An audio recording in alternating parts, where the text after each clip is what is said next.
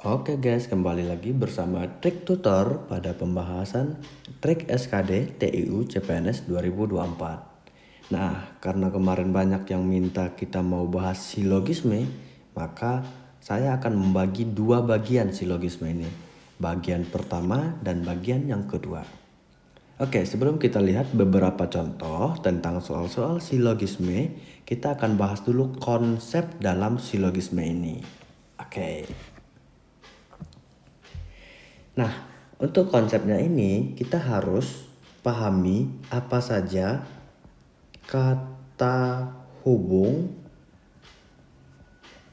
dalam logika matematika. Oke, nah kata hubung dalam logika matematika ini sebenarnya ada 4 ya. 1, 2, 3, 4. Nah, yang pertama itu kata hubungnya itu yaitu dan. Biasanya disimbolkan dengan kayak V gini atau N gini ya, dan. Lalu ada kata atau. Nah, ini biasanya disimbolkan dengan kebalikan dan seperti ini. Nah, gitu ya. Lalu ada jika maka. Jika maka. Nah, ini disimbolkan dengan panah kanan gini. Nah, oke. Lalu yang terakhir kata hubung dalam logika matematika yaitu jika dan hanya jika. Jika dan hanya jika. Oke. Nah, ini disimbolkan dengan seperti ini. Nah, oke, ini adalah 4 kata hubung dalam logika matematika. Yang menjadi familiar dalam soal CPNS itu biasanya kita menggunakan jika maka ini. Jika P maka Q, jika Q maka R gitu ya. Nah, tapi sebelum itu ada yang lebih kita tekankan, yaitu apa? Dan dengan atau. Nah, dan atau ini itu berbeda dengan bahasa sehari-hari kita. Maksud berbedanya di sini. Nah, misalnya saya membeli ikan atau membeli sayur. Nah, dalam konteks bahasa Indonesia atau di situ ya kalau kita nggak beli ikan berarti kita beli sayur dong gitu ya. Nah, itulah makna kalau dalam bahasa Indonesia. Tapi kalau dalam bahasa matematika atau dalam logika matematika atau itu misalnya saya membeli ikan atau membeli sayur. Artinya apa? Dalam logika matematika bisa membeli ikan saja, bisa membeli sayur saja, atau bisa membeli kedua-duanya. Artinya di sini ada 3 makna. Nah, itu ya. Jadi bukan salah satunya saja, cuman boleh juga kedua-duanya. Nah, tapi kalau dan ya berarti harus kedua-duanya. Maksudnya gini, saya pergi membeli ikan, saya membeli ikan atau dan membeli sayur. Nah, kata hubungnya dan ya, artinya kita harus beli kedua-duanya, nggak boleh salah satu. Tapi kalau atau nih boleh salah satu dan keduanya juga gitu. Jadi maknanya lebih luas ya, makna atau ini. Nah, oke. Karena kita mau bahas silogisme, biasanya silogisme itu menggunakan jika maka. Silogisme bagian pertama ini biasanya menggunakan jika maka. Oke. Nah, kita misalkan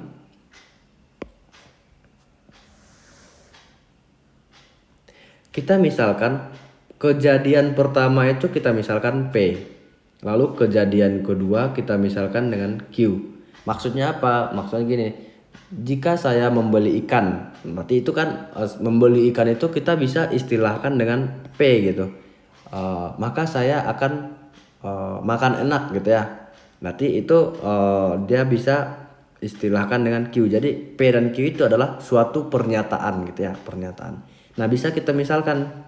Jadi kalau misalkan Jika saya membeli ikan maka saya makan enak. Artinya bisa kita tulis jika P maka Q. Nah bisa kita simbolkan seperti ini. Kalau misalnya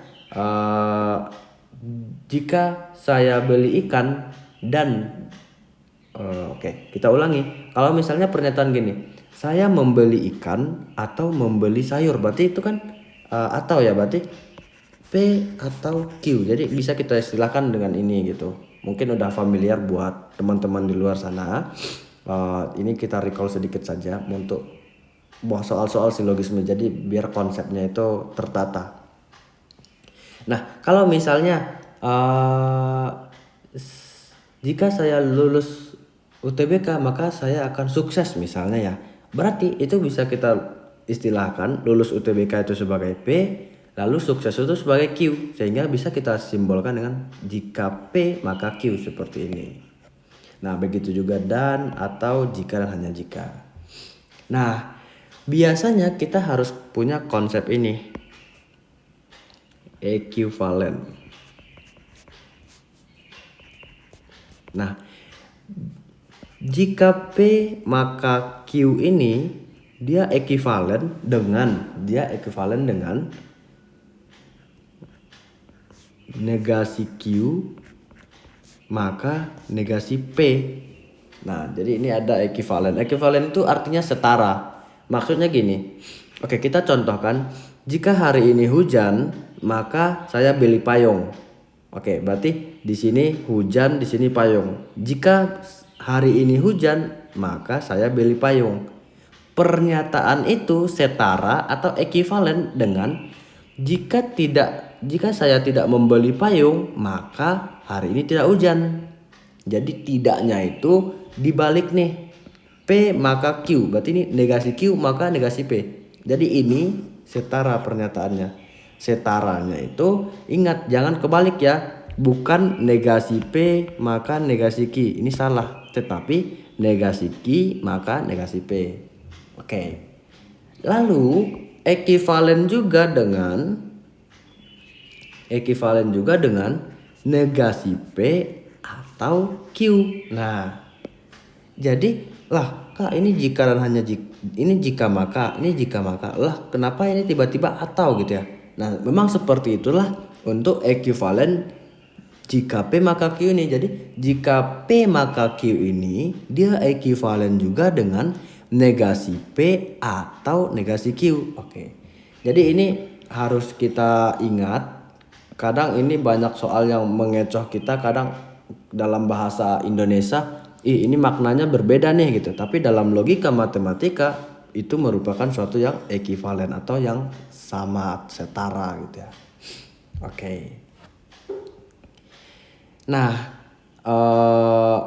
sebelum kita lanjut ke konsep berikutnya, ini jangan ketukar ya. Ini adalah atau, karena ada juga yang seperti ini ya, P dan negasi Q. Nah yang seperti ini juga ada. Jadi harapannya ini bisa dibedakan ya. Ini berbeda, ini yang benar.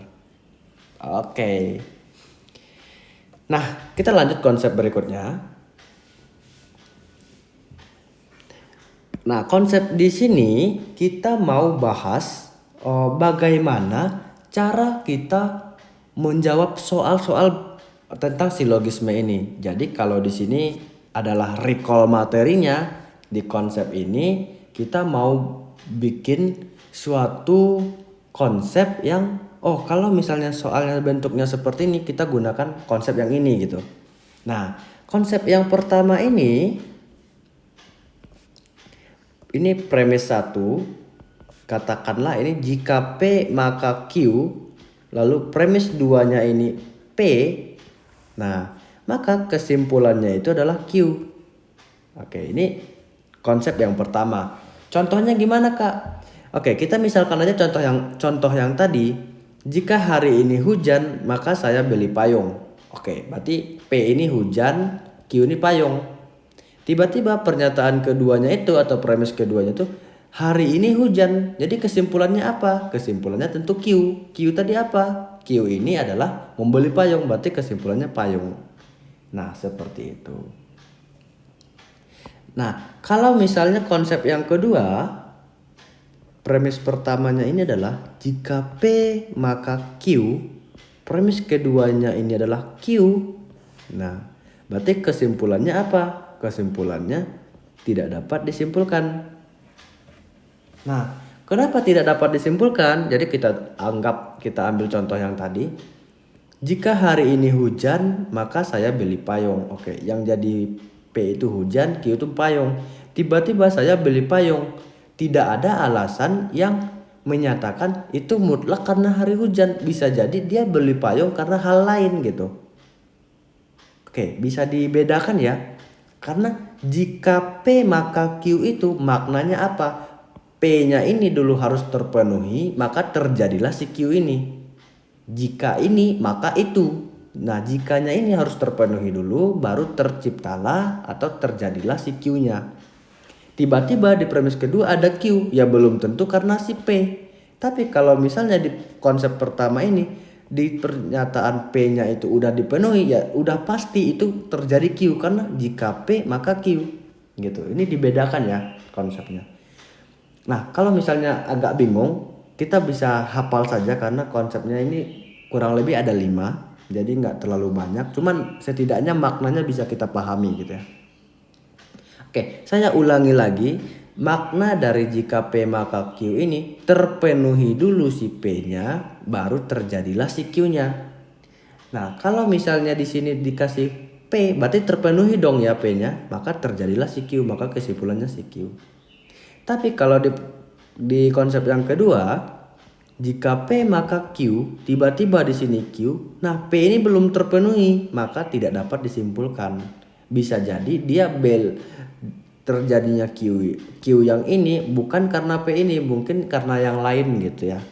Sama kayak contoh tadi, jika hari ini hujan maka saya beli payung. Tiba-tiba saya beli payung, ya belum tentu karena hujan, bisa jadi karena yang lain gitu ya.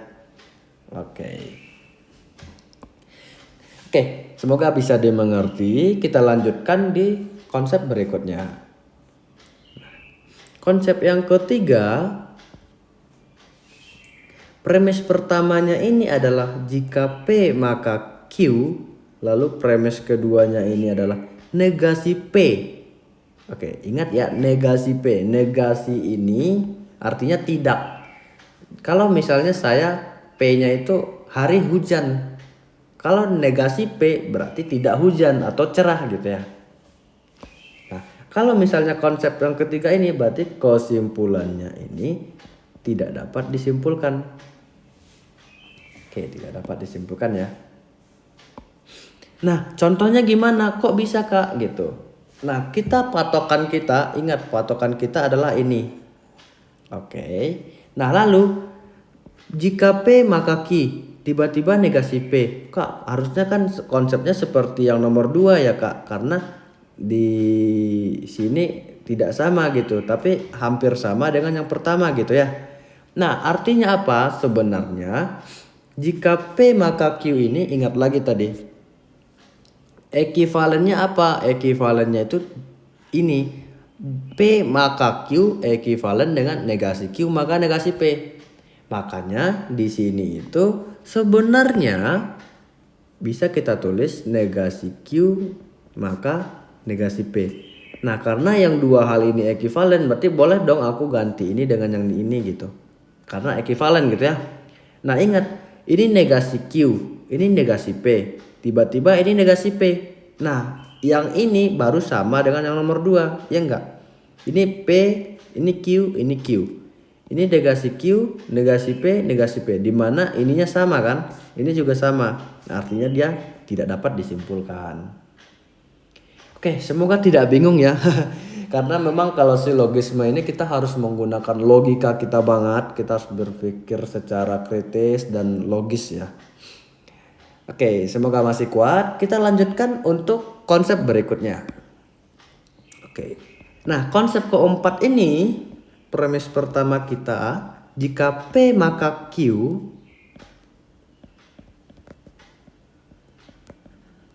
premis kedua kita ini adalah negasi Q. Nah, ini kesimpulannya seperti apa? kita bisa sama seperti yang nomor 3, kita bisa rubah dulu. Jika P maka Q ini kita rubah dulu dia menjadi negasi Q maka negasi P. Ya kenapa harus kita rubah? Karena agar dia sinkronisasi dengan konsep pertama sama yang kedua. Dimana ini kan ada negasi, ya udah kita rubah juga dalam bentuk negasi gitu.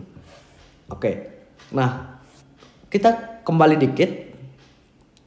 Ekuivalen jika P maka Q ini kan ada 2, yang ini sama ini. Kenapa yang nggak di bawah ini diambil? Nah, alasannya kenapa? Karena kita butuh tanda ini jika P maka Q-nya. Ini kan tandanya atau, makanya ini belum kita manfaatkan di sini, tapi mungkin bisa dimanfaatkan dalam soal-soal yang lain gitu ya. Oke. Nah, makanya perubahannya itu harus jika hanya jika maka juga gitu ya. Oke. Nah, ini bentuknya sama seperti yang nomor 1. Coba perhatikan. Nah, di sini negasi Q, di sini negasi P, ini negasi Q. Jadi yang sama tuh yang ini kan, sama kayak ini. Ini P maka Q, ini P. Yang sama kan di sini. Berarti kesimpulannya apa? Yang kanannya. Berarti ini kesimpulannya apa? Yang kanannya. Berarti ini kesimpulannya adalah negasi P. Nah, seperti itu ya. Ini negasi P. Jadi konsep yang keempat ini, jika premis pertamanya P maka Q, lalu premis keduanya itu negasi Q, ya berarti kesimpulannya negasi P. Contoh kalimatnya apa? Contoh kalimatnya, jika hari ini hujan maka saya beli payung. Tiba-tiba saya tidak beli payung, ya artinya kesimpulannya hari ini tidak hujan, seperti itu. Lah, kenapa hari ini alasannya, Kak? Nah, inilah bentuk penjabarannya, karena ini bisa kita rubah dalam ekuivalen yang ini. Oke, ini konsep yang keempat. Kita masuk ke konsep yang kelima. Yang kelima ini udah umum. Konsep terakhir buat silogisme yang pertama ini ya. Oke, di sini premis pertamanya ini adalah jika P maka Q. Lalu di premis keduanya ini adalah jika Q maka R. Oke. Berarti kesimpulannya apa? Nah, mungkin udah banyak yang tahu. Ini kesimpulannya P jika P maka R. Nah, konsepnya gimana? Ini harus sama. Jadi jika hari ini hujan maka saya beli payung. Jika saya beli payung saya kekurangan uang misalnya ya. Artinya kesimpulannya jika hari ini hujan maka saya kekurangan uang, karena ininya bisa disetarakan gitu ya. Nah, bisa juga kasus yang lain. Misalnya, jika saya rajin belajar, maka saya lulus ujian. Jika saya lulus ujian, maka saya dapat hadiah. Ya, karena ini sama-sama ujian, berarti kesimpulannya jika saya rajin belajar, saya dapat hadiah. Nah, seperti itu. Oke, itu adalah konsep-konsep tentang silogisme yang pertama ini. Kita akan masuk ke beberapa contoh soalnya. Oke. Nah, soal pertama ini, jika hari ini hujan, maka saya beli payung. Ternyata hari ini hujan. Manakah pernyataan berikut yang merupakan simpulan tersebut gitu ya? Nah, ada mungkin saya beli payung, saya tidak beli payung. Hari ini tidak hujan, tidak dapat ditarik kesimpulan. Oke, cara menjawab kalau misalnya ketemu soal silogisme ini dan bagaimana cara kita mengaplikasikannya ke konsep-konsep yang tadi. Nah, jadi kan kita udah punya konsep. Bagaimana cara mengaplikasikannya dalam menjawab soal ini? Ingat, langkah pertama itu misal-misalkan dulu pernyataannya.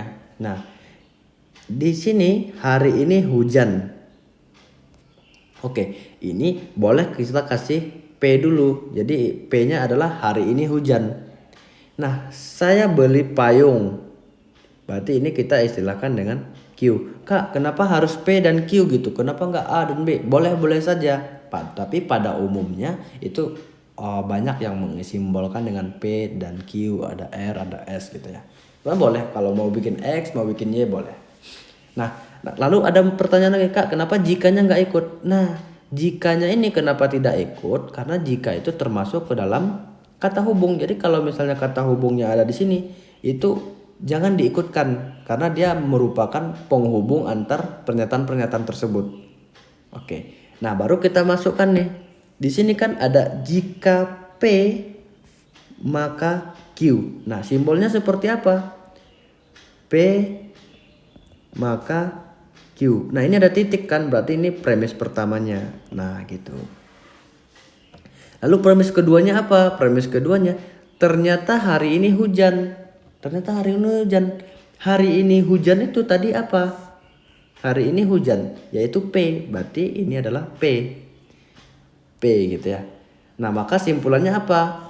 Nah, ingat simpulan seperti ini tadi, ingat bentuk yang mana ya? Bentuk yang pertama. Dengan berarti ini kesimpulannya apa? Si Q. Berarti ini kesimpulannya adalah Q. Nah, Q di sini apa? Yang ini. Saya beli payung. Berarti jawabannya adalah B. Seperti itu untuk soal nomor 1.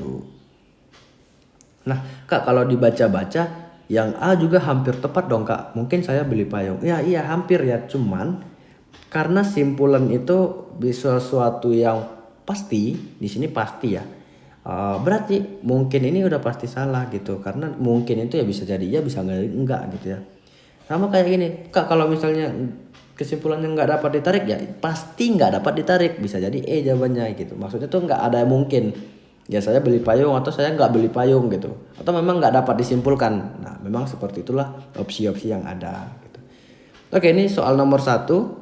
Kalau ada pertanyaan silahkan kasih tahu di kolom komentar ya teman-teman.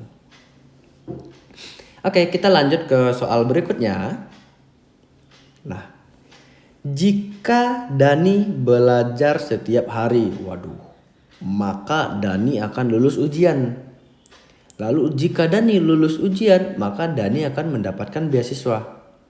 Oke. Jika diketahui Dani akan mendapatkan beasiswa, manakah pernyataan berikut yang merupakan simpulan? Oke, bisa dipahami ya. Jadi di sini sebenarnya ada 3 premis. Premis pertama dari jika ini sampai ujian ini, karena dia sampai titik kan, berarti itu premis yang pertama kita. Lalu premis kedua kita dari jika ini maka sampai sini. Lalu ini titik kan, berarti itu premis kedua. Karena ada ini jika ini, nah manakah yang menyatakan kesimpulan? Berarti ini menjadi premis ketiga kita. Jadi ada 3 premis untuk soal yang kedua. Oke, ingat, walaupun banyak atau panjang soal-soalnya, langkah pertama pengerjaan itu istilahkanlah pernyataan-pernyataan itu dalam bentuk PQR kalau dia 3 premis, atau mungkin ada S gitu, atau misal karena ada 4 pernyataan gitu. Nah, langkah pertama ini adalah Dani belajar setiap hari. Berarti ini bisa kita kasih dia P. Lalu Dani akan lulus ujian. Berarti ini bisa kita istilahkan dengan Q. Ini Dani lulus ujian. Karena Dani lulus ujian tadi udah ada Q. Karena ini sebelumnya Q kan kita istilahkan, berarti di sini Q juga. Lalu Dani akan mendapatkan beasiswa. Berarti ini R. Oke, berarti premis ketiganya di sini, jika Dani mendapatkan beasiswa berarti ini R gitu ya. Oke. Nah, berarti kita bisa dari sini jika maka titik gitu. Berarti itu premis pertama kita adalah apa? Jika P maka Q. Oke. Nah, dari jika yang ini maka ini sampai titik di sini itu adalah premis kedua, yaitu apa? Q maka R. Nah, ini sebenarnya di premis ketiga kita adalah apa? Premis ketiga kita itu jika diketahui Dani atau si R gitu ya. Berarti di sini R. Nah, kesimpulannya apa? Inilah yang mau kita cari. Oke. Nah, karena ini ada 3 premis, langkah pengerjaannya itu kita kerjakan dulu. Oke, langkah pengerjaannya itu kita kerjakan premis 1 dan 2, baru nanti kita kerjakan dengan premis ketiga. Nanti kerjakan 2-2 gitu loh. Oke. Nah, kalau dari premis 1 dan premis kedua, kesimpulannya apa? Nah, ingat lagi konsep yang ke berapa? Kelima gitu ya. Konsep yang kelima. Kalau misalnya ini sama, berarti jawaban kesimpulan itu adalah jika P maka R. Nah, kebetulan ini sama, maka kesimpulan pernyataan 1 dan pernyataan kedua ini adalah P maka R. Nah, gitu. P maka R itu apa? Berarti jika Dani belajar setiap hari, maka Dani mendapatkan beasiswa. Oke. Lalu kalau kita kesimpulan itu kita udah dapatkan, ingat itu bukan kesimpulan yang di soal, karena di soal itu masih ada premis ketiga. Premis ketiganya apa? R. Premis ketiganya ini adalah R. Nah, berarti kesimpulan ini apa? Jadi ada P maka R. Tiba-tiba di sini ada R. Nah, ingat lagi konsepnya yang mana? Nah, mana yang kira-kira hampir mendekati? Yaitu yang kedua. Karena di sini P maka Q, tiba-tiba ada Q. Kalau yang di sini adalah P maka R, tiba-tiba ada R. Berarti kesimpulannya apa? Tidak dapat disimpulkan. Oke, berarti jawaban nomor 2 adalah tidak dapat ditarik kesimpulan. Oke, semoga masih kuat dan boleh ambil minum atau apa gitu ya. Jadi belajar have fun saja karena kurang lebih 1 bulan lagi ya persiapan buat CPNS di 2024 ini. Semoga teman-teman dimudahkan dalam belajarnya dan mendapatkan hasil yang terbaik dengan lulus insyaallah. Oke, kita lanjut ke soal berikutnya.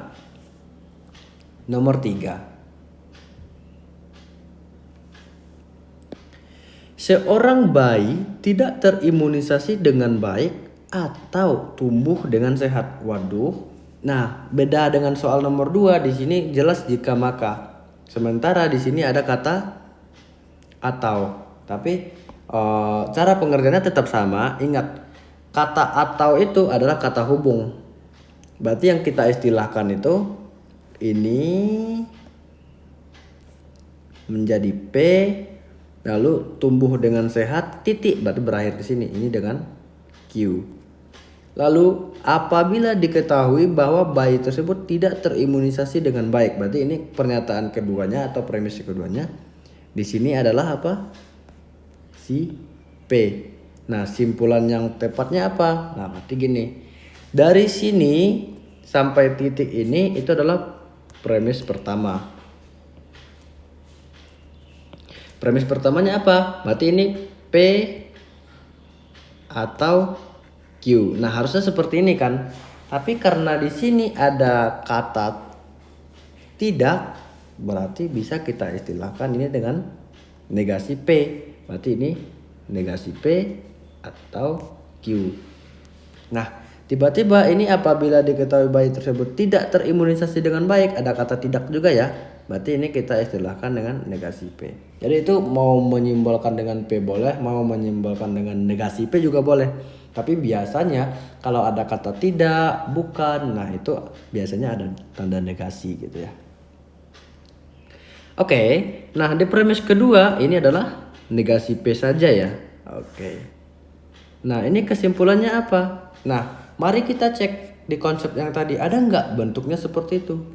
Nah, ternyata nggak ada karena konsep kita ini semuanya menggunakan tanda jika maka. Maka soal yang ini kita harus rubah dulu ke dalam bentuk jika maka. Oke, paham ya konsepnya ya? Nah, ingat lagi ekivalen yang ini. Nah, ini Jika P maka Q itu ekuivalen dengan negasi P atau Q. Artinya apa? Negasi P atau Q ini juga ekuivalen dengan P maka Q. Berarti yang ini, nah yang ini itu bisa kita rubah menjadi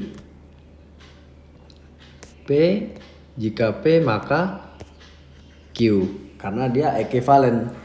Jika P maka Q ini dia ekuivalen dengan negasi P atau Q gitu ya. Oke. Nah, kalau misalkan di sini ada P maka Q, tiba-tiba di sini di sini tadi P maka Q. Di sini adalah negasi P. Nah, kesimpulannya apa? Lihat konsep mana yang memenuhi. Yaitu adalah konsep yang ketiga. P maka Q, tiba-tiba di sini negasi P, berarti kesimpulannya adalah tidak dapat disimpulkan dengan alasan yang tadi ya. Oke. Berarti ini adalah nomor 3 ini kesimpulannya adalah tidak dapat disimpulkan. Berarti tidak dapat disimpulkan apa? Ini tidak ada kesimpulan yang benar. Oke, kita lanjutkan soal nomor 4. Nah, di sini juga masih menggunakan istilah atau kata hubung atau. Tapi langkahnya tetap sama ya. Berarti Andi tidak membawa laptop ini adalah P. Hari ini kuliah adalah Q. Nah, ingat, karena ada kata tidak berarti kita bikin ini negasi P gitu ya. Lalu hari ini hari libur. Waduh, hari libur. Kalau tadi kita misalkan Q itu kuliah, berarti hari libur ini bisa kita misalkan dengan negasi Q. Karena kebalikannya kuliah berarti libur dong gitu ya. Nah, atau Andi ini rapat organisasi. Berarti karena P itu tadi laptop, Q itu adalah kuliah. Berarti ini adalah suatu pernyataan yang baru. Berarti R gitu ya. Maka simpulan yang tepat adalah oke. Nah, dari titik ini sampai titik ini itu adalah premis pertama, yaitu apa? Negasi P atau Q. Oke. Premis keduanya apa? Nah, ini negasi Q atau R. Negasi Q atau R. Oke. Nah, ingat karena tadi maka ini kesimpulannya apa gitu ya. Oke, ingat karena tadi konsep kita itu semuanya apa? Ya. Semuanya itu jika maka berarti ini harus kita rubah dulu ke dalam bentuk jika maka. Nah, karena tadi ini dia ekuivalen. Nah, jika P maka Q. Negasi P atau Q itu ekuivalen dengan jika P maka Q, dia ekuivalen kan. Kalau negasi Q atau R berarti dia ekuivalen dengan apa? Nah, kita sesuaikan aja dengan yang sebelumnya. Kalau di sini kan PQ berarti ini QR gitu ya. Berarti ini menjadi jika Q maka R. Nah gitu. Jadi bisa kalau misalnya ada kata atau gitu, kita rubah dulu atau kita bikin dia menjadi jika maka dengan kaidah ekuivalen yang tadi. Oke. Nah, kalau yang ini baru dapat kita cari kesimpulannya, yaitu apa? Nah, kebetulan ini sama berarti kesimpulannya ini. P jika P maka R. Nah, ini. Jika P maka R. P ini apa? Ingat, P itu tadi adalah yang kita misalkan di sini. Andi tidak membawa laptop. Itu kan negasi P. Berarti P-nya apa? Berarti P-nya ini adalah membawa laptop. Nah, R-nya apa? R-nya adalah Andi rapat organisasi. Oke, ini ya. Andi rapat organisasi. Itu R. Berarti jawabannya itu apa? Ingat, ini tanda hubungnya apa? Jika maka, berarti jika P maka R. P itu adalah membawa laptop, berarti jika Andi membawa laptop berarti Manen ya. Oke, berarti ini udah salah, ini salah, ini salah. Berarti antara A sama D. Jika Andi membawa laptop maka, nah ingat ini kan R. R-nya adalah rapat ya. Berarti Andi sedang rapat, bukan tidak rapat ya. Salah ini. Berarti jawaban yang paling tepat adalah D. Oke, nah cara menjawab soal tentang silogisme itu kurang lebih seperti ini.